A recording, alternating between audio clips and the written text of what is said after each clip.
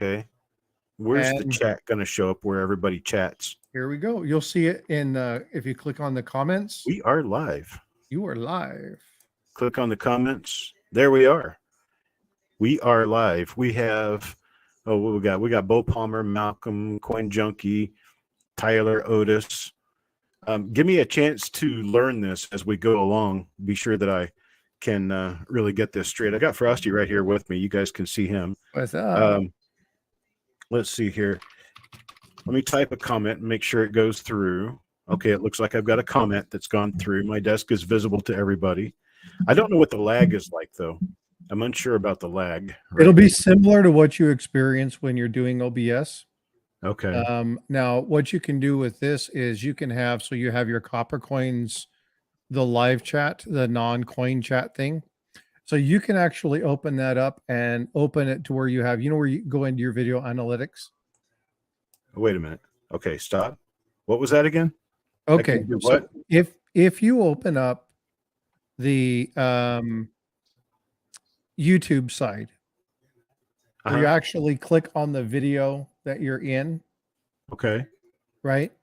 You can open up that video and then you can click on analytics and then pop out the chat. Oh no, that's for if I go into YouTube Studio, correct? If you go into, yeah. So if you go into, well, you can do it into YouTube. You can just click on the live in your YouTube channel. And then at the bottom of the video for the creator, you'll have analytics. Let me see if you click on analytics, then you'll be able to go into the analytics. You'll click on analytics and then click on the chat. Click on the three dots. I'm in the wrong profile. Hang on a second. Go to the right profile. Ugh. Now I don't know. Hey, Tyler. Hi, Dan. Hi, Malcolm. Hi, what did I get? Okay, got it. Whatever. Okay, let's see.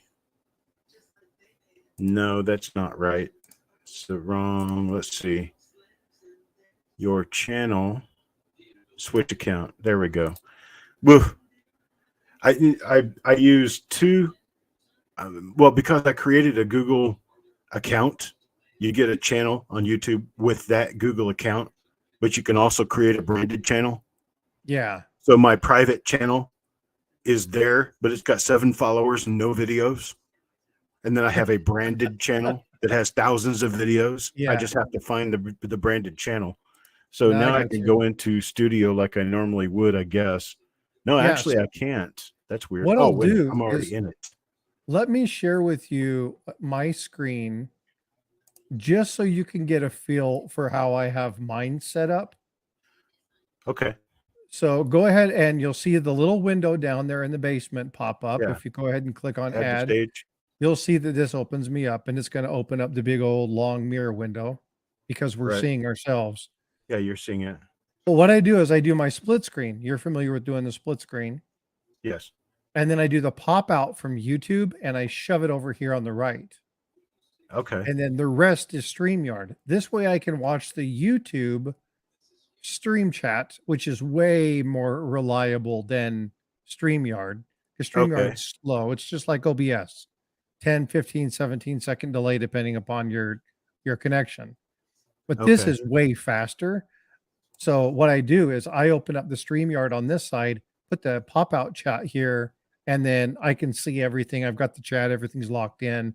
I have the one screen that I can let people in, change screens or whatever. And then my other screen I can have where nobody else can see, and I can be looking at email or analytics or whatever else I want to look at. Okay. All right. And we can go all through those kind of details later, but we're good. We're set up right now. Let me try the same thing on the other end. We'll shut yours down, and then I will add mine in, and you can see that I'm attempting to do the same thing here. Share screen. Which one is this going to be now? This is window, entire screen. Hey, there we go. That's how we do that. I'm learning quickly. There you go. Yeah, that's what mine looks like. Exactly. Okay. Yeah. So we are good. We're almost ready for this now. Yeah. So I told you it's not difficult. It's just getting through those first couple nuances, and then you're like, oh my God, this actually makes Right, good for sense. sure. Yeah. Totally understood. All right. Well, let me go back and do what we were doing before. I'm going to go back to Richard's email, and we'll go through a final Q&A about Richard's vinyl. And let me open this image. So now here's what you can do. Now remember, you're going to have people come in and join. Yeah. So general rule of thumb, number one, appropriate, right? Appropriate attire or your screen, desktop, or whatever. But this Right. is where you click on invite and then copy that link and paste it into chat. Okay. Now, for this particular one, you're not, we're all members, right? It's not a big Yes. deal. Yeah. But if somebody comes up on panel, if somebody comes up in that bottom area and you don't know who Right. they are, Right. don't click on them. Okay.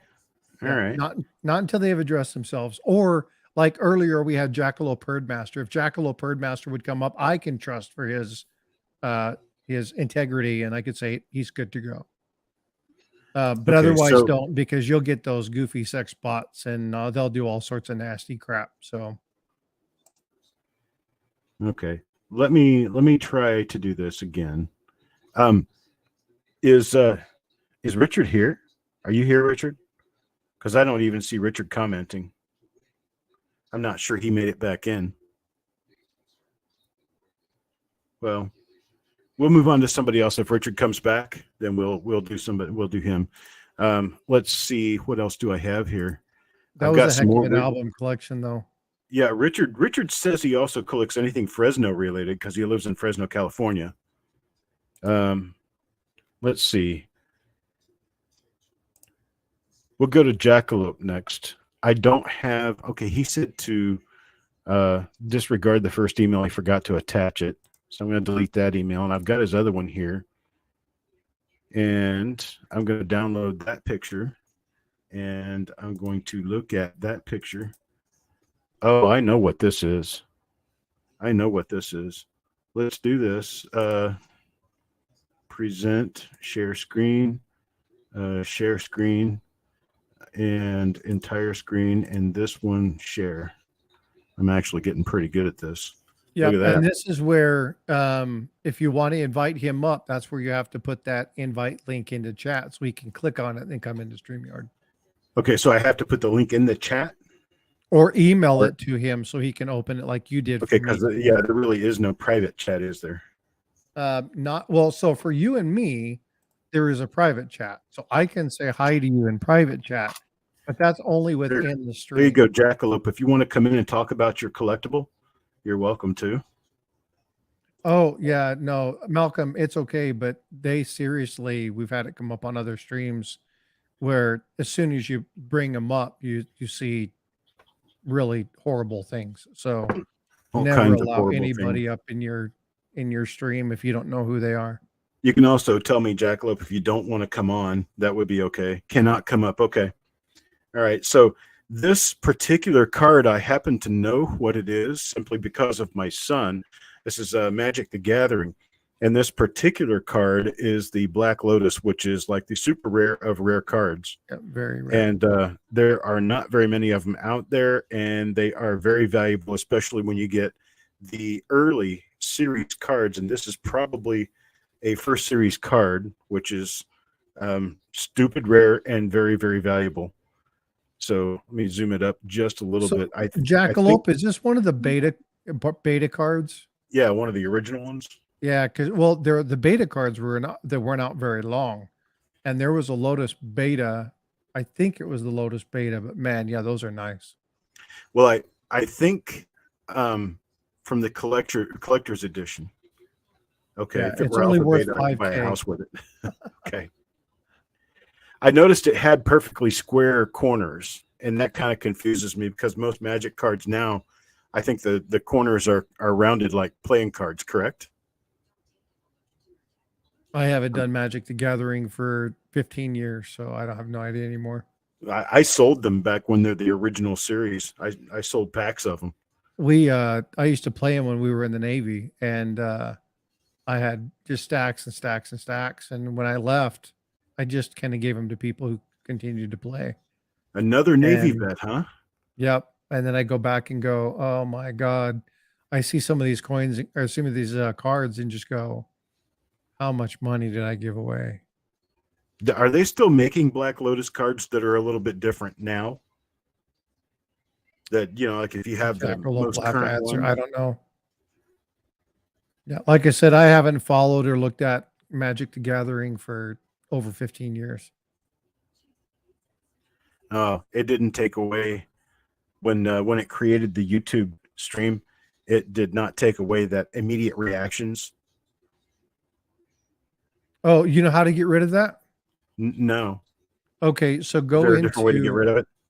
yeah. So remember where I told you to pull out this chat? So if you go to the analytics, above Uh-huh. analytics, don't share your screen on this one though, because you don't want to have your session ID show publicly. But on your YouTube on your analytics page, there's in the upper right hand corner there's a little button that says edit. Oops. I don't want to share all this. Yeah, so go ahead and Hang on. stop sharing the screen. Just go down below and click on stop share. So Okay. when you click on your analytics, your YouTube analytics, you're going to have Let me find it here. like the video, and then on the right hand side, you're going to have the title of the video and all that stuff. Yeah. In the upper right corner, there's one that says edit. Yeah.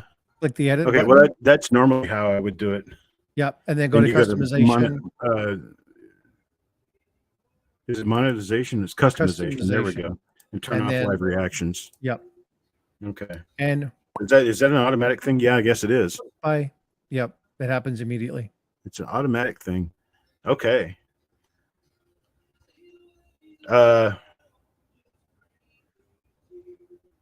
Dan, what are you talking about? You got in the app and you didn't get in. Are you talking about using that link?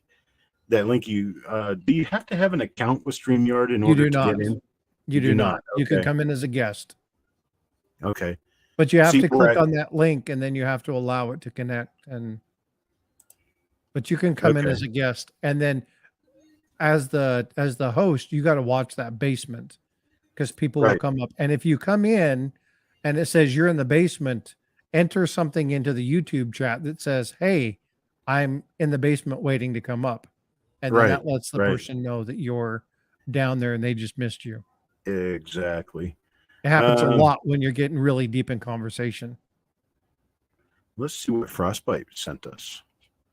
I sent you 2 different emails of 2 different types of things. Okay. Let me, if I do these one at a time, I get barfed on by my computer. It wants me to go through, what is it? What is that called? Where you expand and, what is that called? Damn it. I can't remember the name of it right now. No. Send you compressed files and you have to uncompress them. What was like a WinZip? Oh, yeah. Let's send you to WinZip. And I just want to do it this way. I prefer to do it like this. I just bring up the image and then I can do a screen share. See you later, Jackalope. Thanks for coming up, bud. Good to see you in here. Thanks, Jackalope. I'll see you. Okay, there we go. Now you can talk about what you've got going on. Yeah, so these are Seraphim angels. And I started collecting these about the time I was getting out of the Navy. I was stationed in Sasebo, Japan, and ran into at an art gallery, ran into a sculptor, and he's actually the guy who models a lot of these seraphims. Does really, really cool, really, really neat stuff. And we went to a show and I was talking to him. And if you keep going, the very last image is the one that's kind of the most collectible. But I told him that, I want to collect these because eventually what I wanted to do is give my daughter something that I enjoyed that she would like. And then I always collected the stamps and the coins, that I was going to give to my son or whatever. And I didn't have any kids at this point. And I told him, but what I wanted is I wanted to see if he had special numbers. And I told him that my 3 favorite numbers were 333 and 777. And so he goes, well, let me get your information. Well, about 5 years later, can you go to the very last, scroll backwards a little bit, go through I'm the trying to figure images. out how right now. So you Let's should be see. able just to There it is. click on that big one right there. Yeah, it didn't. It wouldn't move to that one for some reason. That's just weird. Yeah. So Okay. like years later, I got a message in the mail that said, I didn't forget you. Watch your mail. And that's all it said. It wasn't signed by anything. And it came from Los Angeles, California. And I was like, who the heck do I know in Los Angeles? And 3 days later, this came in the mail, and it's number 777 out of Wow. 1500. Years later, he remembered me, had one in design, and when the 777 came out, he sent it to me. That's So amazing. they are very intricate, very delicate. They're absolutely amazing. And so this one we have out. All the other ones you can see are in a curio. And I have about 15 or so of them. So, but they're really cool. Nice. Let me go to your other collectible here. Yeah, I this have is, to I go didn't into want to the. dig out. These are some of the generic basic ones that I leave out when people want to find this. But this is why I call myself Coins and Collectibles, because I collect all sorts of little goofy stuff. I got to get these downloaded here real quick. We'll go through these. There's a guy I respect right there. Yeah, it's just a lot of Okay. fun, Let a lot of me fun stuff. close this, and I'll bring this up and And this is one rotate of it. those things where, yeah. So these are all first day issues. They talk about Kennedy, Robert Kennedy, JFK, and these are just little stories about, what happened and what could have gone on and where we might have been. It shows a picture of the stamp, the artist rendition of what they did when they actually designed the stamp, and then what the actual stamp looked like when it came out. Um, so I've got Nice. a whole book of these. I think these ones were done by Reader's Digest or something like that back in the day. I And remember then I seeing have, some of these at one time. yeah, my granddad collected a lot of these. A lot of these are some of the things that I got Isn't, from him. isn't that the symbol for Reader's Digest? The little Pegasus? I think so. Yeah. Oh, okay. Um, but there's a whole bunch of different ones. Um, this is regarding the uh, mission, the satellite that went out. Voyager, Right. is it? No, it's not Voyager. It's Yeah, Viking. yeah, Viking missions. I Viking 1, love and I think space and Viking stuff like 2. that. Didn't Viking 2 go inbound to Venus? I think one of them just Uh, exited, I think one of the Vikings just exited the solar system. It had taken, it was the one that took pictures of Pluto a couple of years ago. yeah, so it went past the Kuiper Belt and Right. It's it's out there somewhere it's now. out in open space. Yeah. Yeah. So, but I again loving the space program and stuff like that. Even when I was a kid, my granddad did that, and then collecting the actual stamp along with the gold stamps. So I've got a bunch of these, which is the actual and the replica. Uh-huh. But these ones are cool because most of the time when you get the replica, you only get the replica. This is Okay. the actual stamp and then the replica. So this is a really cool set because you get both. When's the original stamp from there? Is it the early 40s? Yeah, like 44, 43, 44, somewhere in that time frame, if I remember correctly. But there's a whole bunch of this stuff. I No, actually just had, 1947. say again, 47. is it that late? I didn't think it was Yep. that late. It's US number 945. Yeah, I don't recall off the top of my head. Oh, I Uh, Google helped me with that. I know nothing, Dr. Jones. Let's see this one. Tinsmiths and Peddlers. Oh, that's the folk art 15-cent stamp. I remember when those came out in 79. That was in the 1980 collector's edition book. That and some pottery stamps. Yeah, so I have a whole bunch of this stuff. Like I said, I just reached in and grabbed a few of them. Um, Right. I used to be really into it when I was a kid, and then kind of just stopped doing it. But we have lots of different stuff. I have lots of Civil War stuff. Um, civil liberty stuff, civil rights. Right. Um, a lot of women's suffrage. There's so many different things. I have a whole book on Norman Rockwell. Um, all of those kind of things. So there's just a lot of cool stuff. This particular collectible right here of Martin Luther King Jr. I lived in Memphis on the 10th anniversary of his assassination. I was in the 5th grade, and that was in April of 1978. And my school did special presentation type stuff. It was the first portrait I ever drew was on a poster board of Martin Luther King Jr. Oh wow. So that's something to I guess know. And then something I want to break the rules just a little bit here, and it's a very nice collectible. Appreciate it, man. Thanks for sharing. I'm going to come back to here. Let's see if I can do this right. There we go. I'm going to come back to here, and then I'm going to hit this and hit present. Is that going to what brings me as like the full screen, the larger part of the screen? So just above where I am in the basement, you have these little Yeah. icons. If you Oh, click okay. on the little icon to the far left, it's the Okay. single screen that'll make you big. There you go. This is something I have, and I'm going to break with the rules just a little bit, but this comes as a part of the flow of the process here. So I specifically collect 1968 rolls of Lincoln cents that are from Memphis, Tennessee. Oh wow. Here's one of them.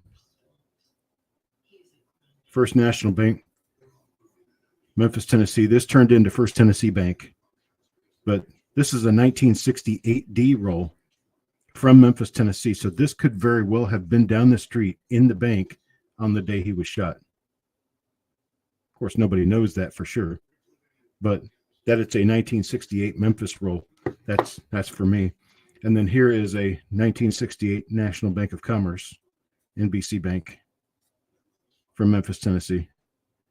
I think that's like over the top cool when It really yeah, is. And yeah, you've talked about this a number of times. How cool would it be to be able to get the fingerprints off of some the of these fingerprints things off and the find coins out and if rolls. Right. MLK actually held one of those, you know? Exactly. Right. It That'd would be be so cool. that would be, could you imagine the value of an 1863, 1863, what Indian cent with Lincoln's fingerprint on it? Oh man, wouldn't that be just Of course, it's almost impossible to do that, but it isn't impossible, but it's almost impossible. It would be stupid expensive. I'm sure of that. well, so you're talking about things that happen. I have a Reagan inaugural coin.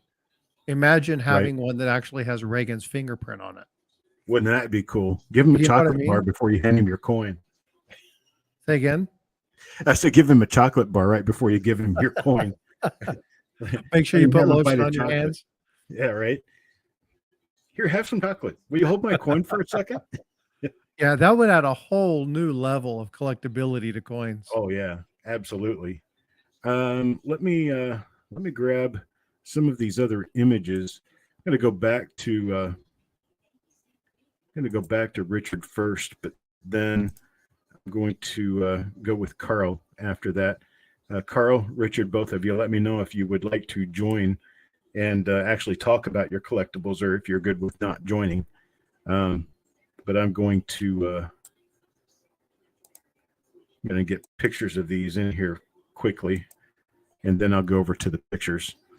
But here, let me get this.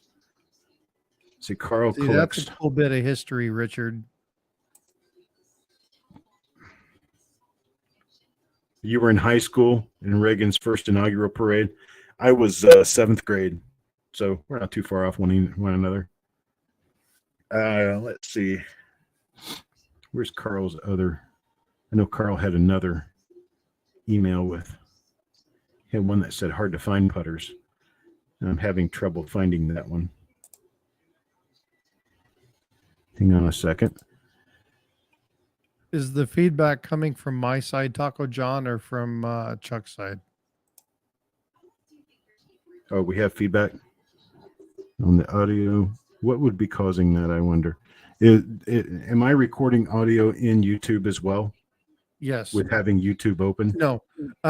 You're recording it in StreamYard, and then when you're live, or when it stops, the data just goes to YouTube.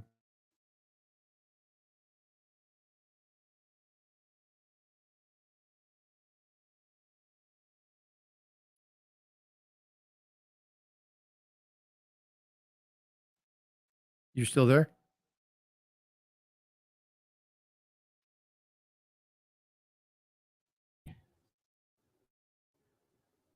Uh-oh. Just let me know in the chat if you can hear me. I can hear you now, but we lost your camera.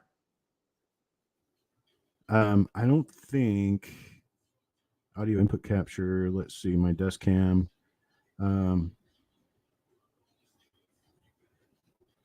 Yeah, I think you lost my camera because it decided to blank out on me like with other times. Yeah, it did. The phone actually lost power and shut off. So my desk cam is not going to work for now. Let me see if I can. Sometimes when you're using less than perfect equipment, you get less than perfect results. Yeah, that's what happened. I lost camera. So you guys can still.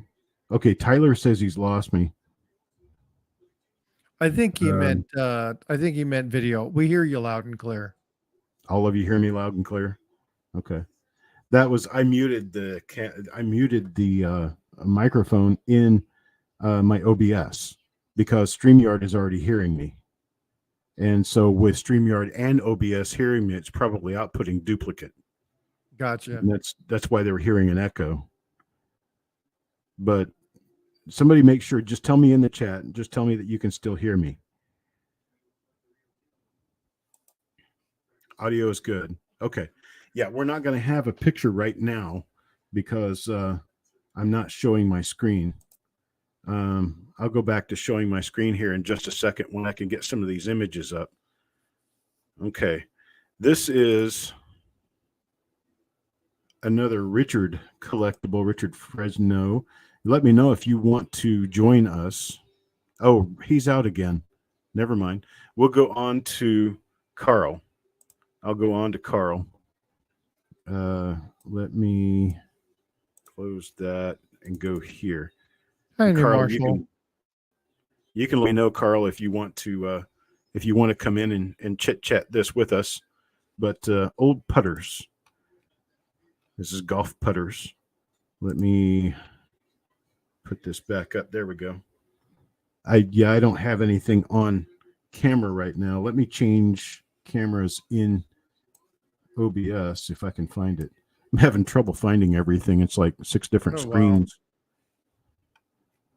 Now, let's see. If there you we share go. your big screen, you can subdivide the screen to put in multiple images. Right. Yeah, I can. Hey, I can see you. Yeah, I put my regular camera on. My Droid OBS cam, what I use for that this is my OBS here. But what I use for I don't need to do this now because I've got my regular camera up.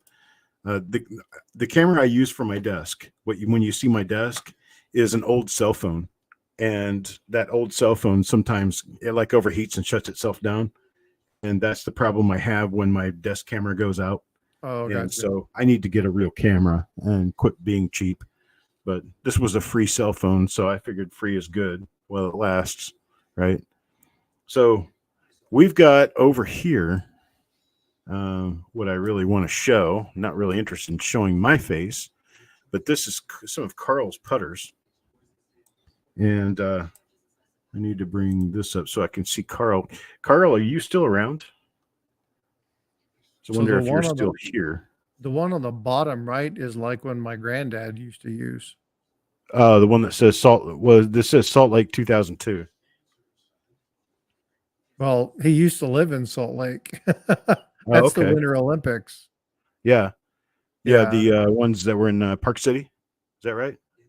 Well, yeah, the Park primary City, Utah. set of the events were up in Park City, but Can you guys see the bottom Olympic of this picture? Yeah, I actually interesting thing, I worked for Pepsi Cola in 2002 and we sponsored the Olympics. So I got to actually work the Olympics while I was there. Oh, really? Yeah, I 2002 watched it was a on lot of TV. fun. Does that count for anything?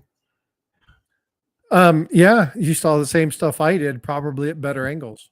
Oh, okay. Well, yeah, I got to hear him actually tell me what these guys were doing. I had no clue what was happening when I was watching curling. I just know a bunch of people were sliding rocks across the ice, and I actually learned a little bit about the game by watching. If I'd been actually in the arena, I probably wouldn't have learned anything. What are you searching, Dan? You searching for some of your things?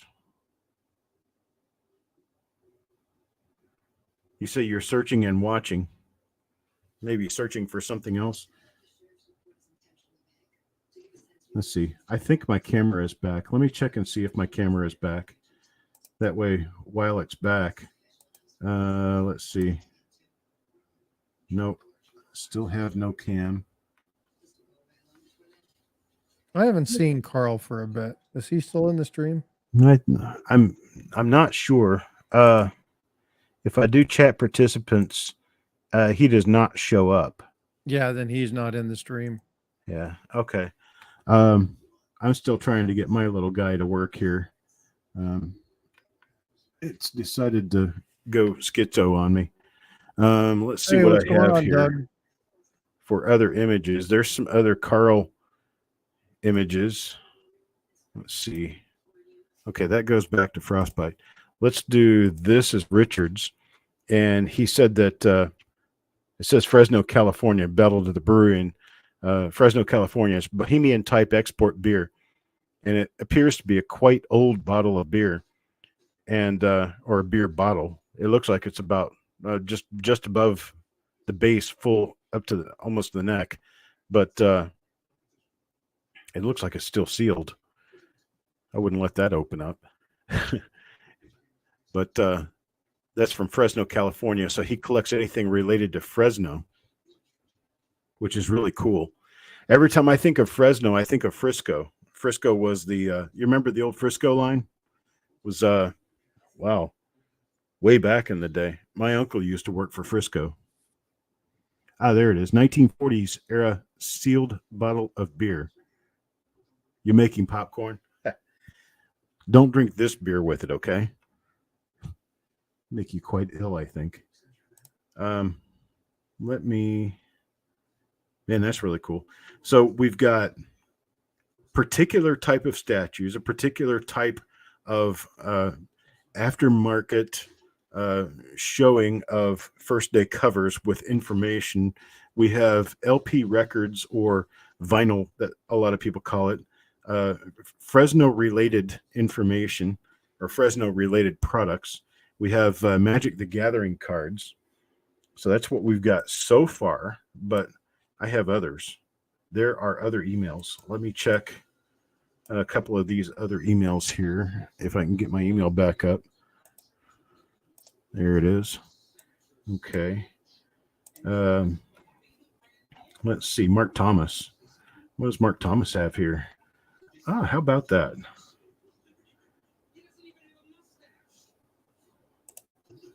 Mark, are you around to talk about this? Because I am not totally sure what this is.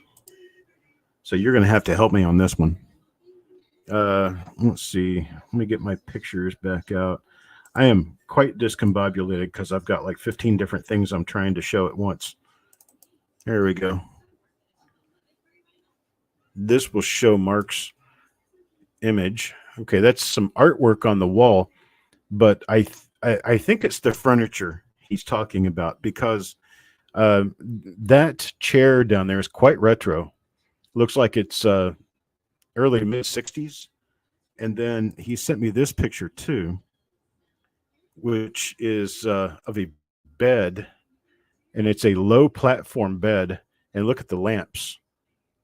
That's just amazing. That's old stuff there. And that's the kind of stuff you don't see very often. Man, you'd really love to see inside of Ken Brissett's house.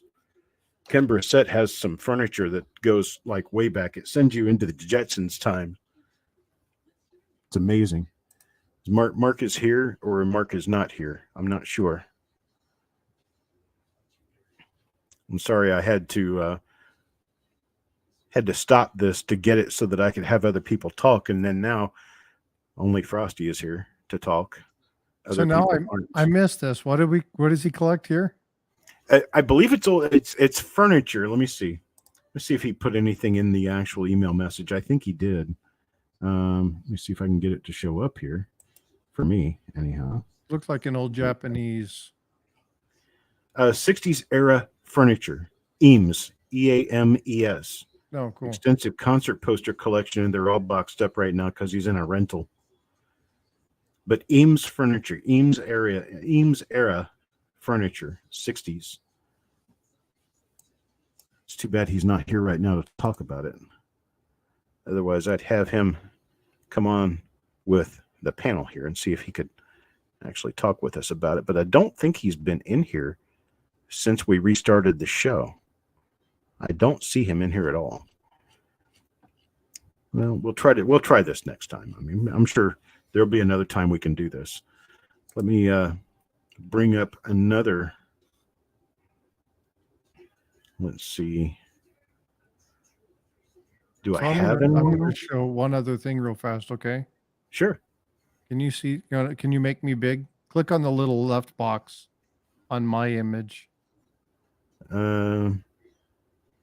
This. There you go. Can you see that? It's a silver bell. Is it? Yeah, but oh, that's a silver bell made of a coin. It's made of a $1 coin and $2 half. Yeah. How amazing is that?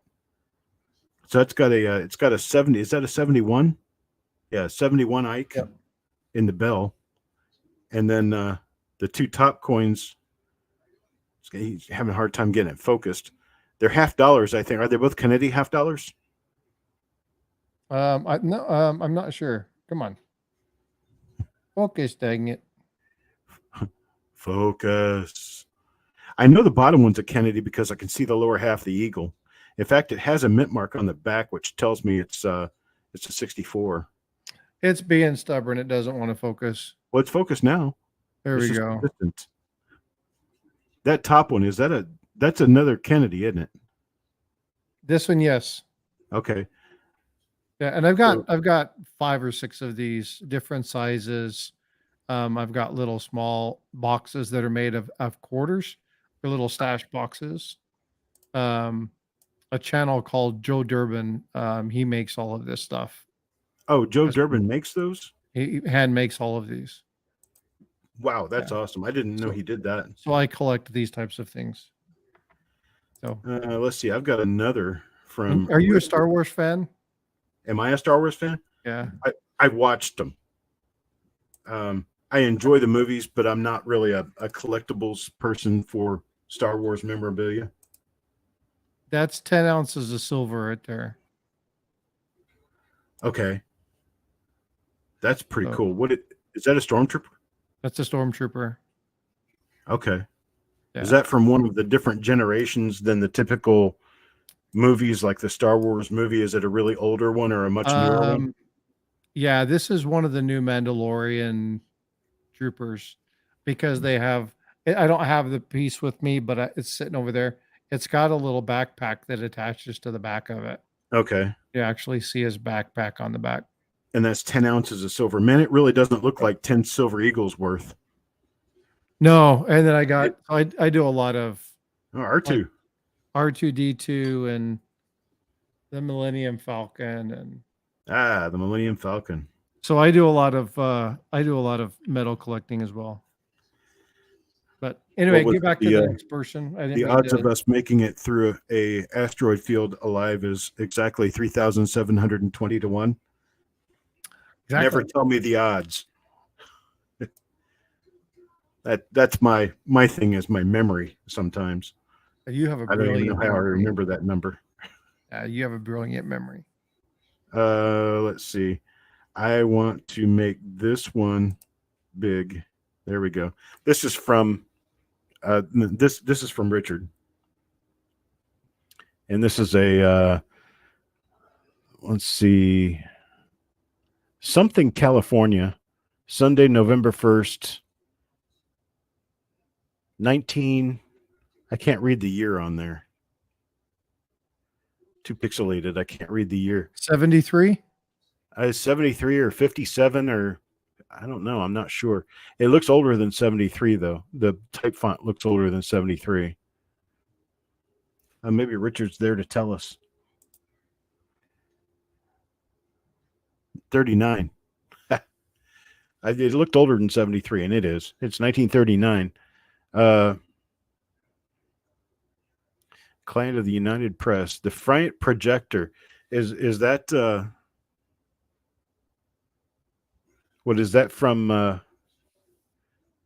guess Friant, California, which was part of Fresno or around Fresno. It says I think it says Fresno right over here. But it's hard to see. For the Friant Dam. Okay. The Friant Dam, which became something that we know about? Or is it just because that was special for that area in holding retention water for drinking water and such? Because I remember back in those days, all the way from the early 30s, all the way through the 1950s, they did everything they could to make California a more wet state so they could have more people there. And they succeeded in that and then some, and then some, and then some, because now there's more people than they will ever be able to save water for. Part of the Central Valley Project. Okay. That's cool. That's another thing. Other than the bottle of beer, this is something else that has to do with the Fresno area that mentions Fresno. I like that. There isn't really anything for Smithfield, North Carolina. We just don't have anything like that. I could probably do Raleigh, but not for Smithfield. There's just nothing here. Let's see. What else do we have in here? Do we have anybody else's collectibles in here? Let's see. No, I don't. That was all I had for now. I've got one more piece. Let me grab it. I'll be right back. Sure.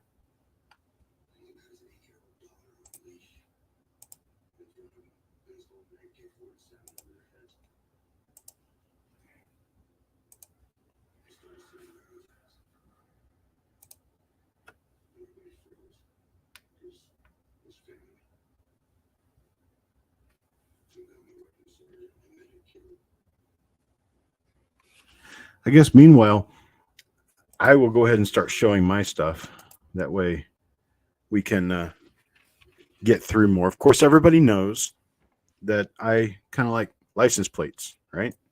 So because I kind of like license plates, Malcolm, I didn't see yours. I'll have to go back and look for it. Because I kind of like license plates, I started collecting a series of all the license plates from North America from the year I was born, which is 1968. And so here I have all 1968 license plates from different places. There's my Wyoming plate. These are all real license plates. Here's British Columbia. Here's Ontario. Here's my home state, Missouri, Colorado. There's one behind the. Oh, it's the other Colorado. Colorado Kindle Pears. Here's that. Let's see. Here's one from Minnesota. These are all from the year I was born. 1968, Quebec. Here's the land of Lincoln, Illinois. And this happens to be a bicentennial of Illinois, or a tercentenary. It's 150 years, whatever that is, because this is 1968, and they are celebrating their statehood in 1818. Here's Iowa. Theirs is by county, so this is county number 56. Here's one from Michigan. Here's one of my favorites. I actually really like this one. Manitoba. There's Kansas. And Kentucky. There's Indiana. And Maryland. There's North Carolina. Texas. They had the hemisphere in Texas in 1968, so that license plate was special to that. And there's Ohio. Now I go back to North Carolina. This is the color a North Carolina plate's supposed to be, and mine kind of faded a little bit, but this actually went on top of the actual license plate to show that you paid your city taxes for 1968. And here's Prince Edward Island, Alberta. I'm working on all 50 states and all 12 Canadian plates, which would be the 10 provinces plus Yukon Territory and the Northwest Territory. I'm still missing both of the territories and 2 or 3 of the provinces, but I'm only missing about 10 states now. So these are all original license plates in a relatively excellent condition. But they all That's really cool. Now the New Jersey license plates, they never put the dates on the license plates, and they didn't put stickers on either. They used windshield stickers. So there's a guy, his name's Jim Moyney, has a website that he actually did the research to find out which license plates by serial number were issued in each of the different years. And so he sent me a license plate that was actually issued in 1968, and you could tell it by the serial number of the plate. And here's Washington and Connecticut. And here's Louisiana. This one's a tough one to get. It's not in great shape because they're so hard to get. This right here cost me $50, so they don't come cheap. There's Saskatchewan, Maine. There's the other Maine. They came in pairs. There's a repaint Tennessee plate. I'm going to redo this one. And there's Vermont. That's my favorite plate in the whole lot, just because of the number. And so that Tennessee plate leads me to the next thing that I do. And it's also with license plates.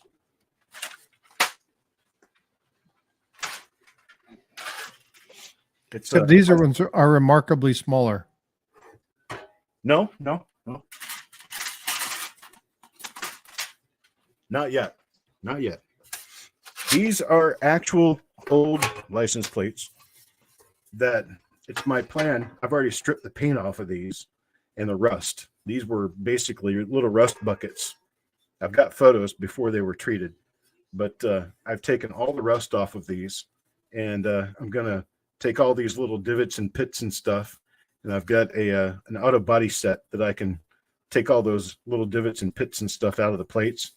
And then stuff like this, I'll put Bondo in there and get rid of the pits that were created by the rust. And then eventually I'll repaint these the actual original paint colors. And so that's the next thing I do. And this is the second step in doing all of that. This is actually filled with body putty already, and it's already been sanded down, and it is smooth as a baby's butt. And so my next step with this one is to take it into the garage with a layer of primer paint and put primer on it and get rid of any final little issues through sanding the primer paint. And then I paint it with the regular colors. And here's another one. There's an old Colorado license plate. You can see it's had rust on it too. All of these were rusted. I didn't take any decent plates and do this with them. But these are all stripped down and they're ready to start working. It's a South Dakota plate from 35. And here's a Michigan plate from 39. And so there's that. Now, for the considerably smaller, I collect license plates that came out of cereal. And I actually have high quality images of the boxes, both front and back, that these license plates actually came in. And then I've got the plates inside the books. And almost all of my sets are complete now. It's I remember all of those from the old cereal boxes. Yeah. Yeah. This is considerably different now than what I showed originally about a year ago, which was just a couple of cigar boxes. I took them out of the cigar boxes and for every different year, I try to collect at least one plate that's still in the original package that it came in. And then I put that in the front pocket of the book. And this, by the way, I found the images of a box of strawberry honeycomb, which was not very widely distributed and not very widely liked, and they didn't keep it very long, but I at least got that image so I could use it. And then here's another year where my plates are starting to slide out because I haven't found a really good way yet of keeping these in the book. They like to slide out. But there's this is 1984. And there's the back image, 1984, back of the box. Now, these are actually images that I scanned from original boxes, and then I paste glued the images together digitally. So this is a digital recreation of the art that could be printed on a box today.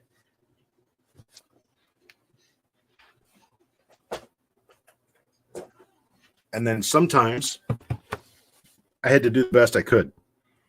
This is 1960. And the reason that's there like that is because this is what the back panel of the box looked like, 1960. And the back panel, like sometimes you get baseball cards. Well, there were license plate cards, and you could cut these out. And I have an entire set of them already cut out. They have nothing on the back. They're blank on the back. And on the front is a nice color card that talks to you about some of the trivia about the state. Okay. And then these are from 1960. And why is one missing? Virginia. What would that be? Vermont. No, there's not anything missing. That's weird how I put them in there then. But then these are from Serial 1963.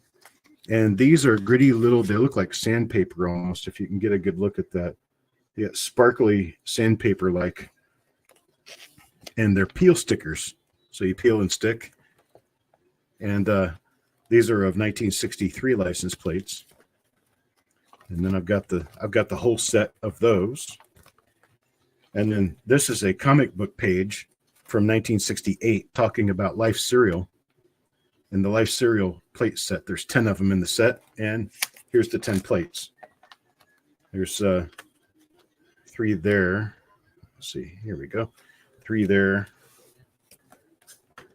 3 there, and then 1 here. So that's 3, 6, 9, 10. And then these are plates that came out in chewing gum and some drinkable chocolate milk and a couple of other things, but that was in Europe. And I have yet to find a really dependable way to put these in a book so they'll stay where they belong. But there's 76 in this set, and I have the entire set. And that's all my stuff from the 60s. How long are those? These little plates, they're about the size of a piece of chewing gum. What about a Matchbox car? So like you have the little plastic Matchbox car things? Oh, but what I wanted to be able to do was put them in a book flat. Oh, I got you. These are actually pieces of foam board that I've cut, and they mash them down to the page pretty well, but they don't keep them from shifting like they do with some of these other things I've got. I'll show you my my 1953 plates. Once again, I have the advertisement from the back of the box, and then the actual plates in here. These are my 1953 plates, and I had originally done them that way too, but the book became like way too thick, and so I had to take them out. But this is all the different styles of all the different states for 1953, and I'm the only person that I know of who has a set of these. Most people never really cared, but you notice how there's oval holes in this one, and this one has round holes. And so I've got all the different hole styles, all the different back colors. There's only two. There's copper and silver. But I have all the different ones of these that there are. And this is 107 plates in this set. And then there's 107 that goes through all 48 states in DC. And then there's a Islands and Territories set, which there are some differences in some of these. So I've got all the different ones here. Here's round holes and slot holes again. And then they go through an Old World set. Oh, this is actually the Canadian set here. So there's a Canadian set. This is a Canadian set. And then there's an Old World set where I've got all the different styles of every different plate. This is a total of about 160 to 170 plates that were all issued in 1953.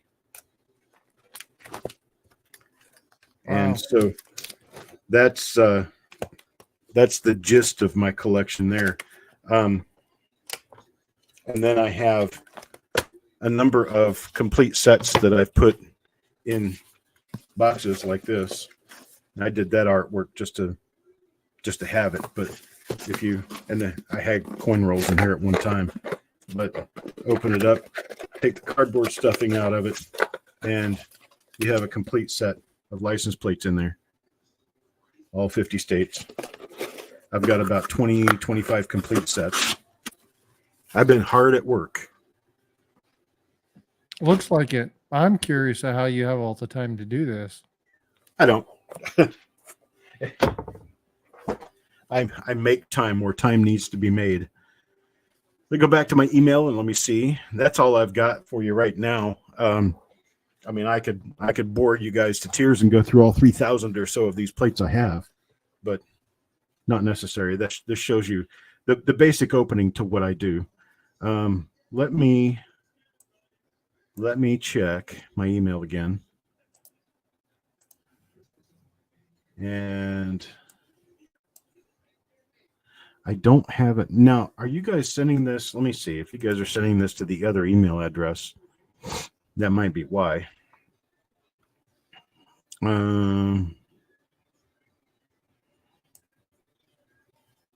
Let's see here. No. Add account. And now I don't remember what the...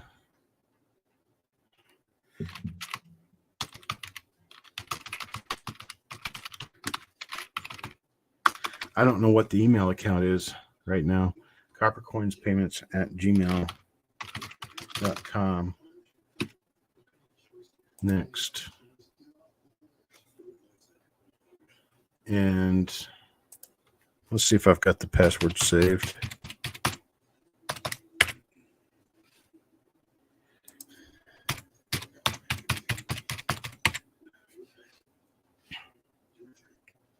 Yes. How about that? Cancel. Go back in here. Not now. I'm working on opening my email account. Okay, Malcolm, that's why. You're sending them to the wrong email address. You're sending them to my business email address instead of the personal email address, but that's fine. I can get them open from here. Let's see. There's no picture in here, Malcolm. I got no images. Or is he saying he doesn't collect anything? Oh, wait. Yeah, right. No, I've got one. So let me bring that one up. Here we go. There's Malcolm's. Fishing lures, fishing equipment. You need Probably. to set your screen. Yeah, I do. There we go. There we go. That's Malcolm's picture. Now, Malcolm, do you want to come onto the stream and talk with us, or do you want to just talk about it in the chat? I put the link in there. Frosty, just put the link out there for you. If you want to come on, you can click on that link if you've got a camera set up.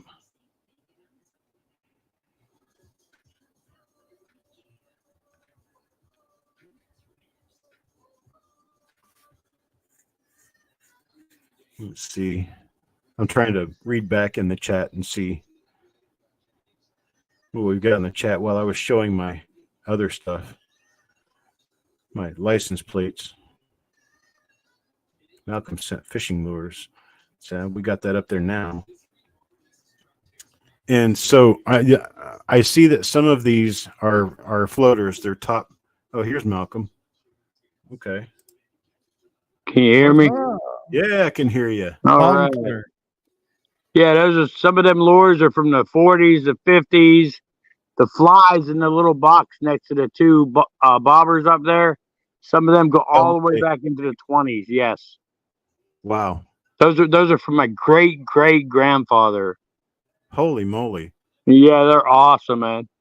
That's just a partial. I have like 14 tackle boxes full of those. Wow. Have you identified all of them? You know exactly what they are? I have a cork cricket that was hand carved back in the 20s. Oh, wow. And it's actually a little fishing lure. It's a little hand carved cork cricket, and it's still intact, believe it or not. That is amazing in itself. That's really cool. Wow. You can tell by the style of the hook that it's from the 20s, that it was a handmade hook and all that. It's awesome. I used to collect them big time. I have lures that go all the way back into the 1600s. 1600s? Yeah, I have fishing reels that go back into the 1700s. Huh. I was in a yard sale one day and I found a 1943 bailless Penn fishing reel, brand new in the box, that I bought for $10. Wow. I took it to I didn't know what I had. This is back when I first was collecting fishing stuff. I didn't know what I had. I took it to a guy at the tackle shop, and I told him I wanted line put on it because I was going to go fishing with it. He wouldn't put line on it. Right. He kept calling me going, I don't want to put no line on this. He said, I'll fill up a whole tackle box of brand new tackle for you, and if I keep this reel. Right. So I said, nah, put the line on it and I'll be down to get it in a couple of days, Right. He ended up going up to he'll fill up every tackle box I had. I said, dude, I got like 15 tackle boxes, right?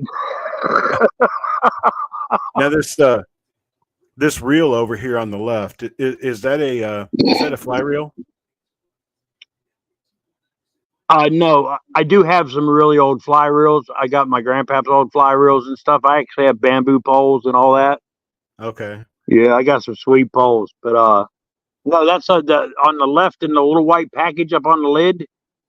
Yes. Yes, that is actually a bobber from back in the 40s.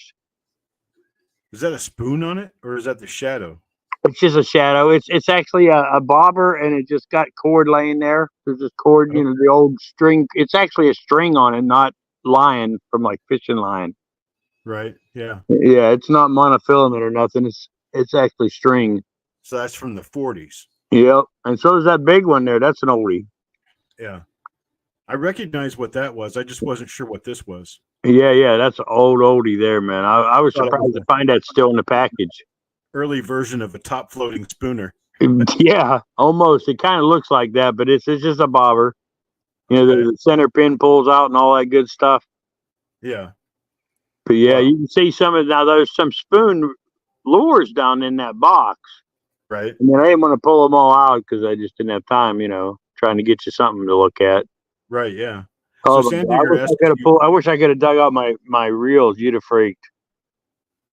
I got some really ancient reels that actually have attachments that go on them, and really, yeah, there's like pieces you got to put on while you're using it. Back in the day, all I used was Zebco, and I got them so messed up with worm guts that they just weren't worth saving. So, You know, I caught the biggest fish of my life with a Zebco 606. oh, really? The metal one, you know, it was all metal, black Right, yeah. metal. I caught Yep. a 42-pound catfish with one of those. Holy my Lanta. Oh Really? my God, yes. I caught a 4-foot carp with it too. Wow. A 48-inch carp. My buddy jumped in the water to grab it and bring it out of the water. We were like 13. We were dragging it down the street through the projects area in Pennsylvania.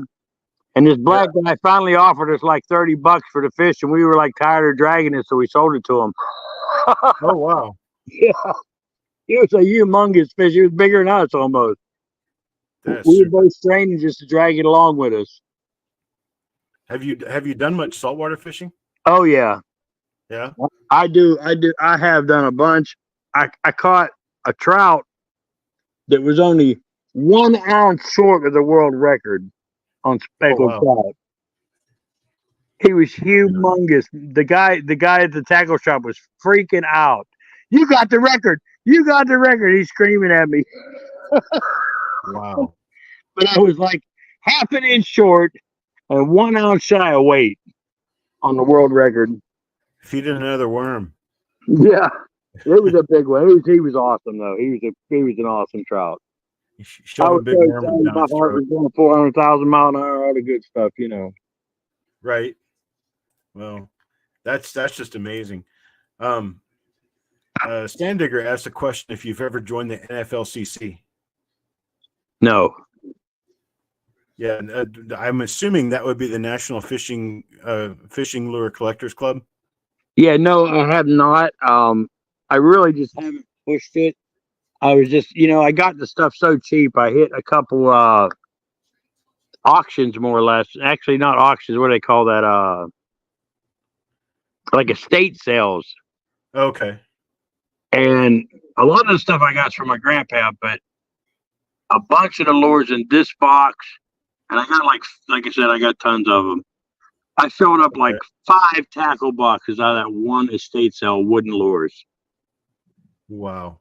Yeah, killer wooden lures. I mean, some of them are just on. It's amazing how good a shape they were in still. Yeah, I guess if you do a good job of keeping your stuff clean, it'll last you a long time. Except for the rubber stuff, the rubber worms and stuff, they don't last very long. Yeah, they don't. That's not any more saving them. They go to dummy. Yeah, they're made to be torn off. And, that's it. They're just not that. They don't last. You can't save them forever. That's for sure. But I remember the vacuum pack it or something. when I was a kid, I used to go to my grandparents' house for the summer, and they lived right next to a big lake.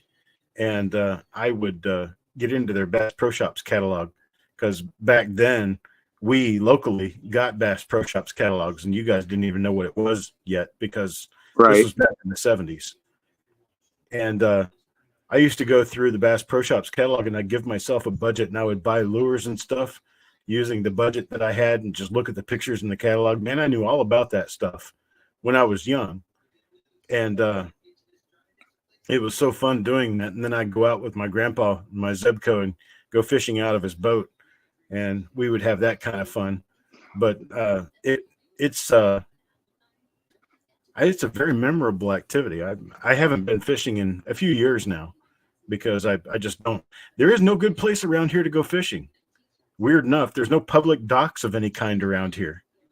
And, well, to get to saltwater is almost a 2-hour drive from here. And so I don't go to the saltwater that often because it's not close enough.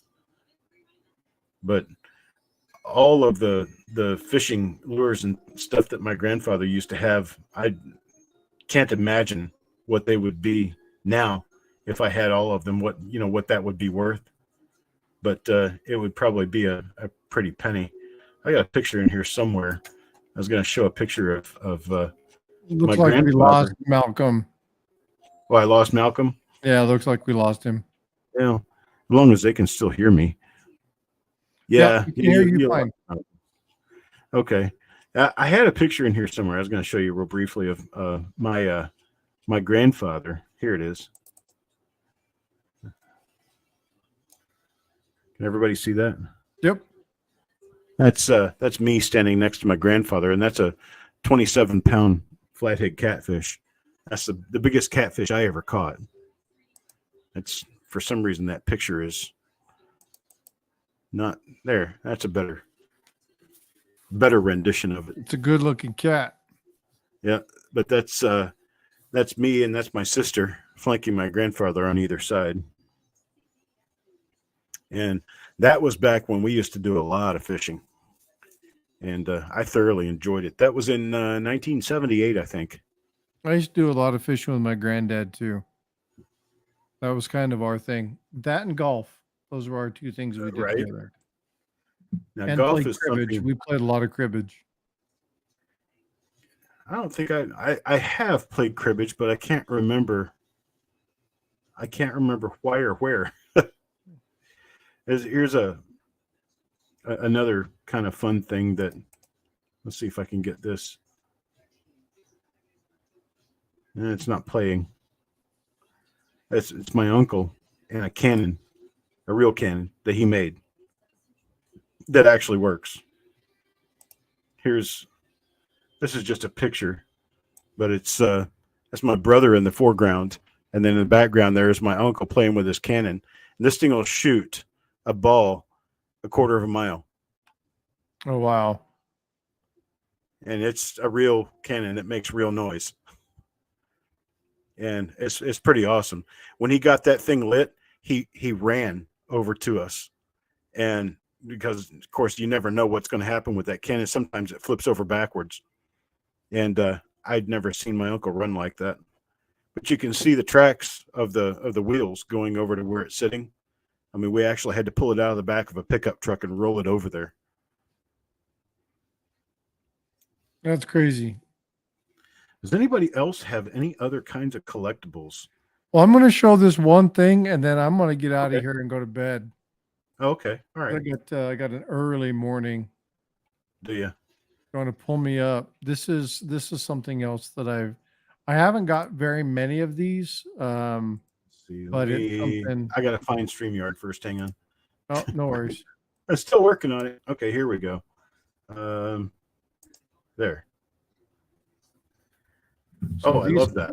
These are Asian. This one's from China. So this is an old bone carving. Uh-huh. And of course, you know, the tiger has cultural significance there. Right, for sure. Yeah, but Well, it's what actually kind of bone is that? I want to say it's whalebone. Okay. But it's really cool. It probably weighs maybe a pound. Okay. But really, really cool. So That is neat. I've got a couple other these downstairs in the same place that I have my angel. I have a monkey, I have a lotus, and I have a praying mantis. Okay. But this is the nicest one. Are they all the same color? No. The lotus and the praying mantis are green. And Okay. then the monkey's the same color as the tiger. So you think maybe those were resin stained above the bone? I don't know. I can't remember. I know. I don't remember which one. It might have been this one. I do think it's this one. They're dipped in a kind of a blood tonic mix, and then they stain over the top of it. Okay. It's supposed to do something with warding evil spirits or protection of evil spirits or something like that. Wow, But that sounds cool. they're really, really the detail. This one was the very first one I got when I bought my first house. We had a problem with the flooring, so they had to strip like the whole bottom level of flooring out. So I rented a house for 6 months, and I rented it from an Asian couple. And while I was there, I did a lot of landscaping, just kind of redid their entire yard for them. And so he presented me with this, and ever since I tried to pick up a couple of them. But yeah, these are really cool. Wow. It is nice. Really nice. So, yeah. I really like the color of that. It's kind of almost mesmerizing. It looks like almost a mahogany color.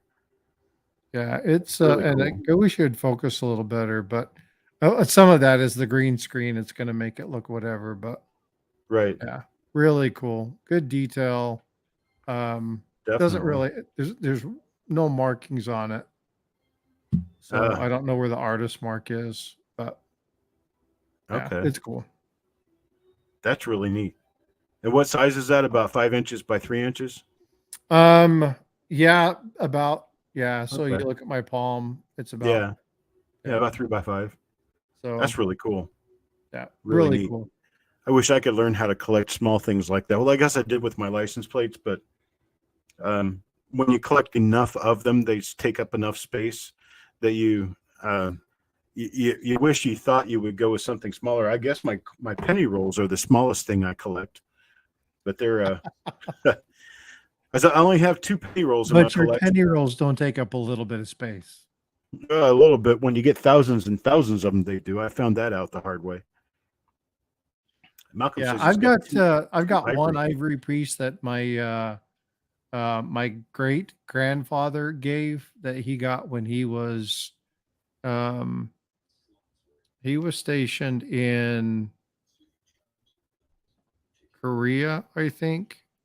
If I remember correctly, he was stationed in Korea. And when he was over there, bought a piece of tusk. There was a carving. It was like a horn, Okay. um, small little army. What do they call that on the horses? Cavalry, Oh, um, cavalry horse. Yeah. or Okay. like a bugle, right? Kind of like Yeah. thing. And it really intricate detail and all that stuff. And when I got divorced, my ex-wife just thought it was another piece of whatever and threw it away. Oh, nice. No, it was not nice. Yeah. Right. No, because that thing was extremely valuable. I had all the documentation, the paperwork, and Oh yeah. man. So When I was stationed, well, I wasn't actually stationed, but when I was TDY in Turkey, um, there was a lot of soapstone stuff being sold, meerschaum pipes and stuff like that. yeah, And I kind of wish I had gotten into that at that time and gotten some of those because I know that they're kind of scarce and pretty valuable, but they were kind of valuable back then, which is why I didn't buy any of them because they were like, I don't know, $60 to $100 a piece. But you could sit and watch the guys make those, and it was amazing. That was just, really cool. Um, does anybody have any questions? Questions to anyone about any of it? wow, this is really weird. Have you ever had your keyboard enter things backwards in text? So No. everything I type is backwards. You mean the letters and everything are going right to left? Yeah. So like when I type it, it moves that way instead of That like sounds like a everything. language setting. It's weird. That sounds like you get it like on a language setting for Hebrew or Arabic. That is so weird. That's I'm I Windows does that too.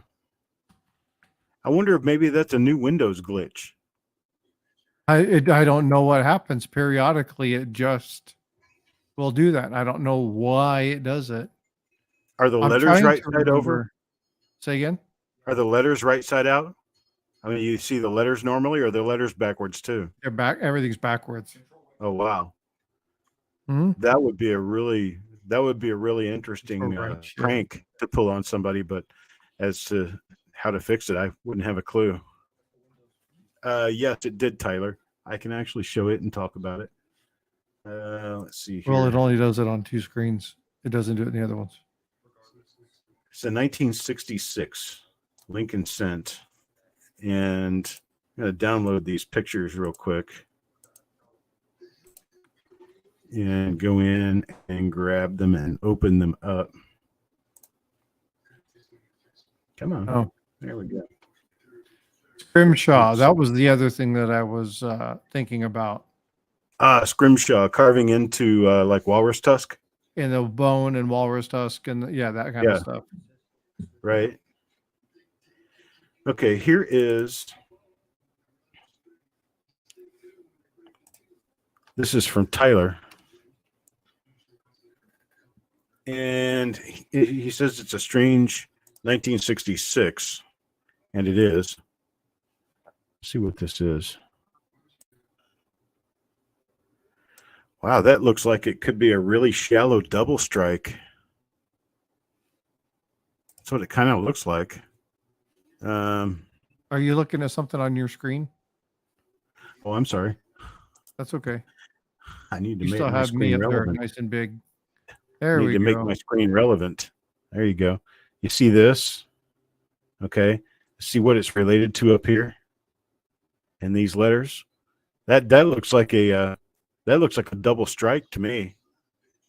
There's the top edge of the T and the left edge of the T. You've got the bust doubled over that much. Yeah, that's good How many other looking. pictures were there? Those are the only pictures. I've got 4 pictures. There's one of them. There's another one there. Who sent you this? Tyler.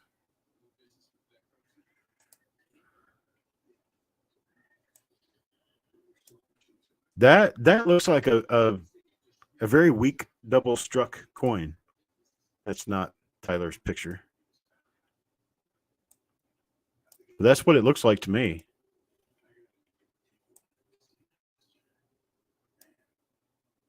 Any comments? Well, the thing that gets me is the bottom in Y, where it Yeah. folds over the top. Yeah. Would you see that in the same thing? Because it looks like there's extra metal on top of the T, extra metal on top of the Y. Well, I can see that on the Y there. You talking about this right here? No, down below when you look underneath. Yeah, so Uh-huh. that looks like extra metal on top. That doesn't look like a double strike. No, I actually believe this is lower than this. Because if you look at the back here, the back of the coat, you can see how this area is modeled a little bit and it's lower than this. Oh, I see what you're talking about. So yeah, the stuff right on the here. right is the top stamp. Stuff on the left is the bottom. Right. Yeah, I got you. Okay, I'm tracking. So this would be punched down lower than this. Yeah, you can see in the left-hand upper corner of the R, there's that like little split up there in the upper corner. Right. Yeah. Yeah. Another one of the photos shows that a little bit better. And see, I'm looking at higher lettering down here, and down here. So this is all sunken in lower than this little area here. And then you follow that. This is sunken in lower, going all the way around here. That's a great this example. area is. It's definitely something different. Is it only on the ERTY? He says it's only on the ERTY in the back, and he says he has 2 of them. Well, but see, what doesn't make sense in that is that it's only on the back. If it was only on the back, there'd have to be something somewhere else. He just may not be recognizing it, right? I've got a picture that shows more of the coin, but he's right. I don't see anything else. But man, that follows that shape just too well, and it's got the doubling just in the right place to show a very lightly double struck coin. And it could be that being very lightly double struck, it could be regional specific, and you don't get the doubling anywhere else. I mean, so that would be double strike doesn't master hub doubling. No. This would be machine doubling. Only it's machine doubling and a double struck coin are the same thing. But a machine doubling, the coin nor the die move very much at all, and it's kind of an instant bap thing, and the die just shifts over a little bit, or the coin shifts a little bit. Yeah, I'm tracking. But in this particular case, I think it shifted a little bit more than what we're used to seeing. And this is machine doubling, but it's quite it's quite a bit more than what I would be used to seeing. This is like extreme machine doubling here. It's just not as deep as I'm used to seeing machine doubling. I mean, in the sense that it didn't strike up nearly as much, but you did get a line, and this line matches the back, so it can't be anything but the back causing this. Oh yeah, because the curvature is spot on. Curvature is the same. Spot on. And then here you go in the ERTY. You can see the shapes of the letters are there. I'm not really exactly sure what this is doing exactly. It looks more like the Y than it does the T. But you have the shape of the R here, and then the shape of the E on the E. And it just looks like it was a normal strike and then a very light strike with the coin shifted a little bit, or the die shifted a little bit. That's really cool. I'm not exactly sure what it is, Tyler, but it is interesting. You might want to forward these to the Q&A people and see what they think about it. See if they'll put it on their show Monday. That's really cool, though. I don't think you'd make it tomorrow. They probably no, it would be. I mean, it would be following Monday because there is a show tomorrow. Tyler, are you a panelist on that show? Because if not,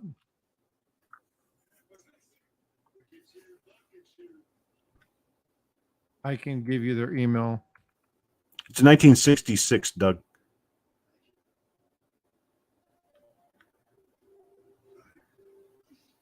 Cards, news on the cards. I'm still working on getting the trademark finished on it. Once I get the trademark finished on it and get the paperwork back on the trademark, I can release them. I've got the designs about 3/4 finished for the first series, and it'll take about a week and a half to get them printed and packaged. So we're still talking about possibly in December. Yeah. Frosty's got his.